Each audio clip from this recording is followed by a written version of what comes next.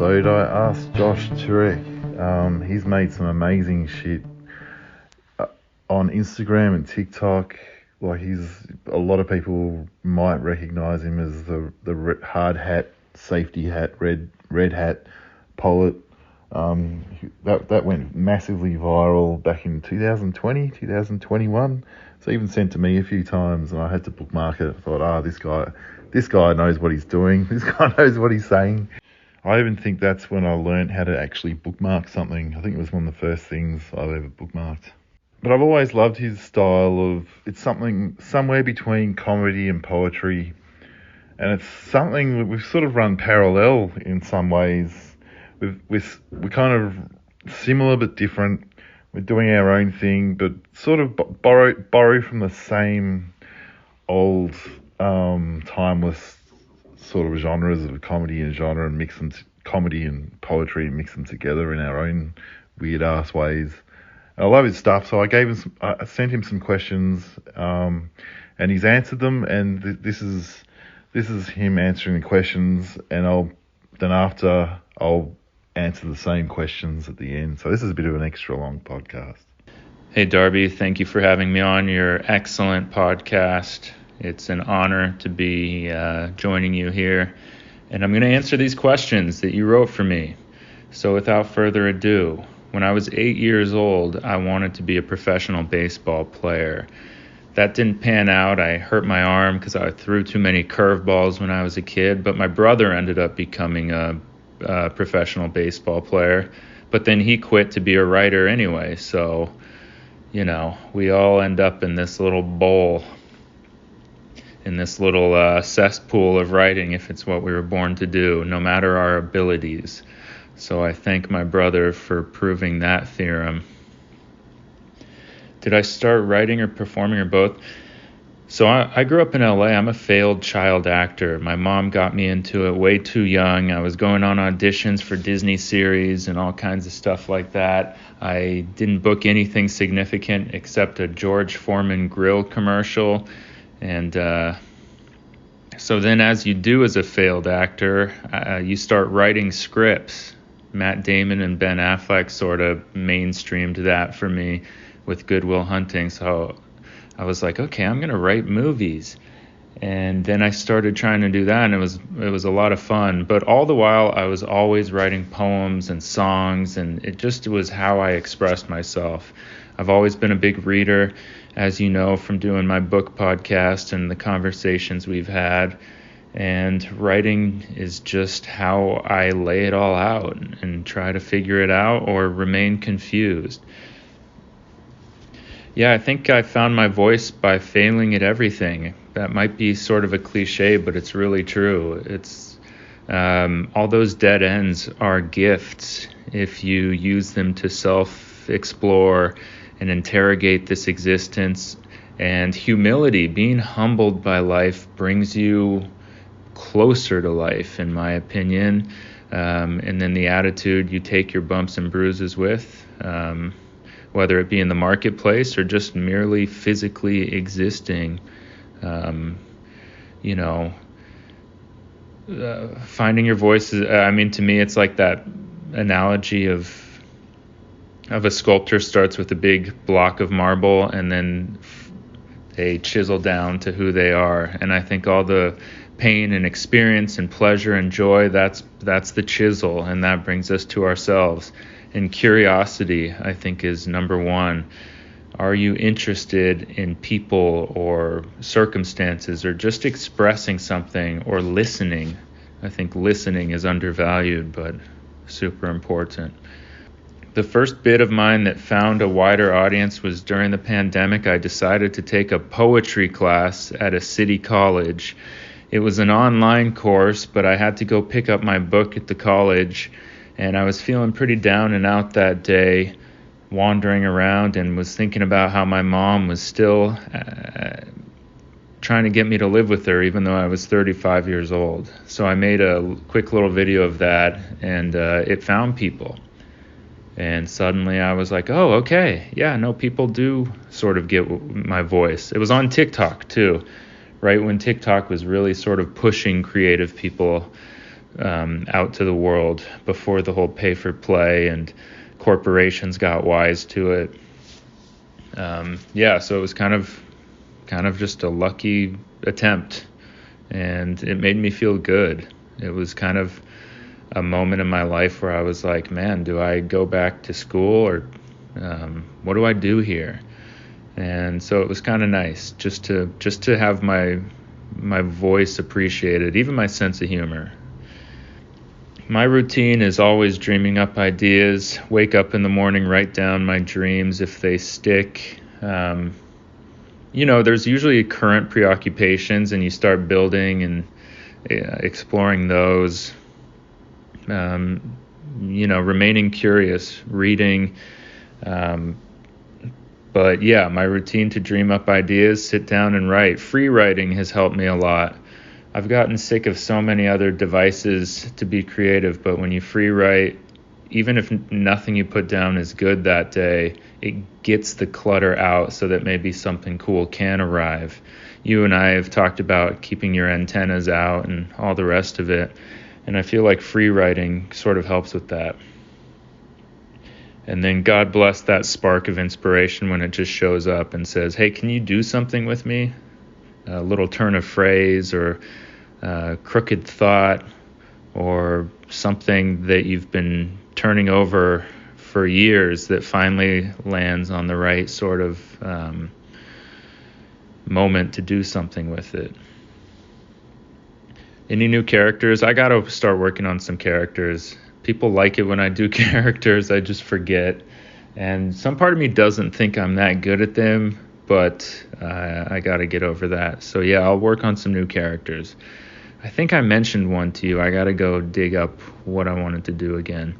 I'm going on tour. I'm doing a lot of that with comedy, and I want to do one about a traveling joke salesman, kind of a frumpy guy waiting at the airport, whatever. I'm going to Montana next week, which is a big piece of land without a lot of people in it in central United States. So maybe I'll do it there. Film myself in the airport like a good influencer. Yeah, the landscape where I live definitely affects it. I'm born and raised in LA, and I've stayed here like a barnacle for almost 40 years. I was just talking to my sister about this, how it is a muse. I've trodden its trails and paths so many damn times, though. I'm almost looking to try to get out of LA for a while so that I can reflect on it.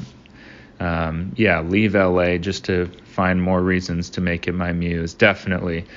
The combination of normal life, showbiz, delirium, and dreamers and blue-collar workers and everyone in between. You can find anything you want in LA, but you have to go search for it, and there's going to be millions of cars between you and it. So that obstruction has definitely influenced my work. And the sunshine and the Santa Ana winds and the ocean, the big blue Pacific Ocean out here, yeah, it absolutely has. And the sense that you feel like you're always failing in this city because it's just ultra capitalist, even though it pretends to be liberal, or maybe it is liberal, but it's certainly not progressive out here. And so, yeah, you always feel like you should be doing more in this really sort of perverse way, because it's usually centered around creativity. And creativity, you don't necessarily need to do more. You just need to be more. And the rent is too high to do that, too. Let's see here. Doubts about posting. Yeah, I doubt about posting all the time. I'll throw things up for 10 minutes at a time and feel it out, see what the first few comments are or aren't, and kind of take it from there. But sometimes you post something and it surprises you, and other times you think you've got a gem and people don't get it, and that's fine. Because just because your post or what you put out to the world doesn't align with it in that moment doesn't mean anything. I think it's the attempt that is most important. I think trying to bridge the gap between you and other people through creativity is a really cool way to do it. We need angles into connecting with people, especially when we're cultured in such a competitive environment. I think it takes even more creativity to connect with each other. And to me, that's a big goal in life. What would I say to someone in their 20s? Get away from your phone, turn it off, go for a walk, find people. Your 20s are to be survived. That's all you got to do, is survive them with your curiosity intact.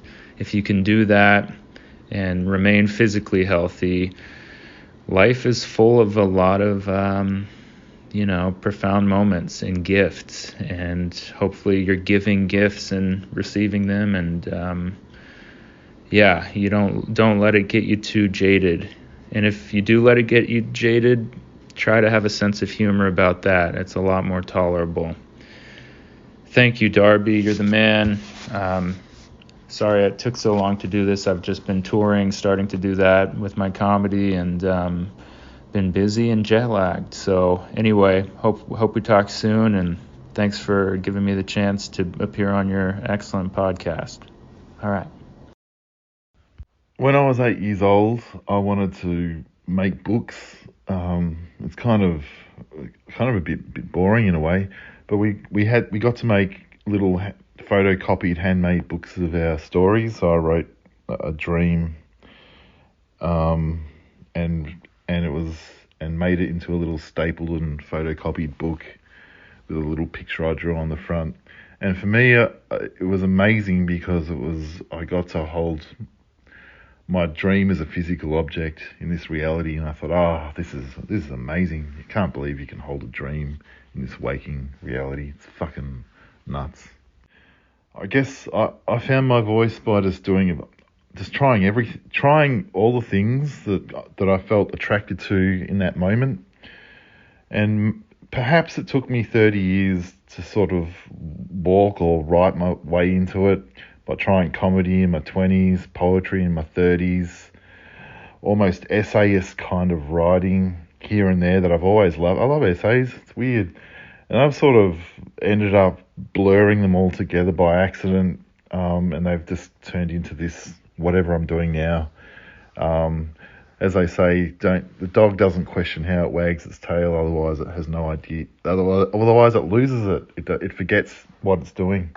It just feels like a weird natural thing to do now without questioning it too much. My routine for writing, I think I've talked about it before, but it's just sitting down to write first thing in the morning when your brain's still half in dreamland. Most of it's shit, but then I just go about my day, and that's when the ideas start happening. When I'm not looking for them, they just hit you in the side of the head just through observing the bullshit of life. It just happens. And I always feel a bit selfish, like, oh shit, I've got to stop exactly what I'm doing right now and write it down if I'm in the middle of the supermarket, or if I'm talking to someone, or I've just got to quickly write that sentence down. I feel like I'm always half tapped into stupid writing brain, which sometimes makes me feel like I'm just wasting my life because I'm not fully present, because I selfishly pedestal this ideas thing that I have to catch the idea. Sometimes I feel like it's like, what am I doing? That's not living. That's just existing to fucking be of service to ideas. Anyway, yeah, the landscape affects me. The times that I've been outside of Melbourne and I've come back, and not even far. Like the last time I went overseas was 25 years ago, but I don't have to travel. Like, just have to travel interstate or just to the country, and I come back into my landscape and I feel like, it feels nice. I once walked across Melbourne 100 kilometres and I felt like the land moved through me rather than me moving through the land. You could feel it. It sounds a bit holy and wanky, but it's just true. It comes into us. I was listening to a podcast the other day, true crime shit, and about how landscape is the extra character in nearly all detective stuff, like True Detective, the Louisiana fucking swamps and shit. I really felt that. You really feel the landscape when it comes to mystery and all that sort of stuff. You feel like it's part of something, and how you can deposit ideas in geographical places and then walk back through them years later, the same space and that same idea that you had 10 years ago in that exact same place will come rushing back to you like your brain and heart are some kind of Geiger counter. Anyway. And on self-doubt, I have it all the time. It's just part of it. Like nearly everything I write, I go, is this something? Is this, will this work? Will this soothe me somehow? Sometimes I know straight away, this is fucking great. This has made me happy. And that's the best stuff. And sometimes those things don't resonate, but I have self-doubt a lot, especially posting on social media. I go, and I use social media often just to test stuff because I'm not a true poet. Like I've said in other podcasts, I almost feel like I test my material in the same way comedians do on audiences. I love the idea of having some connection rather than being completely self-indulgent and my work only makes sense to me. So yeah, I do crave that weird connection thing anyway. And like Josh, when I found a wider audience, for me I thought it would be a thrill, but it was a relief, just like Josh said. It felt like a relief because you're just trying to communicate how you think the world's, you feel alone in your thoughts for so long. And I did for 30 years and I had zero audience. I wrote my own stuff. Occasionally I'd have small moments of finding little cracks between the concrete for my stuff for the world to see. Like I wrote shit for Hallmark greeting cards at one point. Not Hallmark, John Sands, which is pretty much the same thing in Australia. And I'd also had some work in Best Australian Poems in 2012 and 2013. So I thought I had something. But as I've said before on other episodes, yeah, TikTok suggested, hey, Darby, why don't you write 1 minute videos and tell a story? And I thought, I can't tell a story in a minute. I've just got all these little itsy bitsy ideas that like blow out after 10 seconds. And I thought, fuck it, I'm going to try and write something, string a few things together over a minute and see what happens. And that's when I found a larger audience. I thought, I started making videos. I've always hated the sound of my voice. I thought I'd always be a shit performer. I can't perform for shit. And I started doing it and they resonated. And I thought, okay, well, this is what I'm going to stick to. Because I had some moderate success on Instagram just publishing my words, just the bare words and that's it, like little poems and stuff. But before that, I'd heard about TikTok just exploding in 2020. And so I thought, fuck it, I made 900 videos before TikTok suggested, mate, why don't you write one that's a minute long? And so that's when it all changed. But I'd written 900 videos to almost no one seeing them. And yeah, it was weird. I always felt like I knew I had something. Like it's weird because to write 900 videos is kind of insane and just keep doing it. But I was enjoying making them. And even though they found no one, they're all still there. And as soon as I'd worked out a way to present those ideas in a way that would find a bigger audience, it changed everything. And all those 900 videos that are still there are basically, I've had so many ideas that I was able to repurpose them. And sometimes I think you've just got to trust yourself. Like I still trusted myself after making 900 videos that found zero audience because I'd been doing it for 30 years anyway. I've been doing it since the mid-90s. I thought 900 videos in a few years with new TikTok, I didn't care. I'll just keep doing it. But sometimes you have all the ingredients to make something that's creatively valuable, but it just needs that tiny tweak, and then it makes 100% of the difference. That tiny tweak.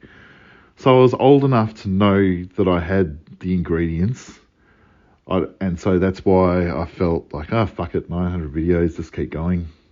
Yeah. What would I say to someone in their 20s? I actually have no idea. All I know is it seems like 20s at the moment if I was growing up in my 20s now, I would have struggled more than back in the 90s because social media is such a weird, fucked up hall of mirrors.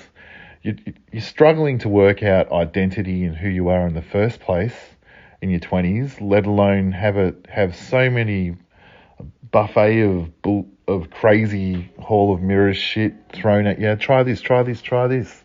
Try it all until you just fucking don't have no idea who you are, and you're even more lost by trying to label yourself with all these random different things. I almost feel like just be willfully lost and don't know who you are, and trust that things will work out and you'll find yourself. It just happen. It will happen. 20s is hard. I remember my 20s sucked in some ways the most for me, but physically I was fucking like I could play soccer really well. Now I'm sitting on the couch with a torn Achilles. I hope it's not torn, but after trying to play soccer last night, but I'm thankful that I could sit in my head and my head's fine. Anyway, if you'd like to leave a review for this podcast on Apple or Spotify, I'd love that. And thanks to Josh as well for giving me those questions.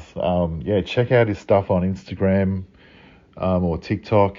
I've left a link to his stuff in the show notes of this.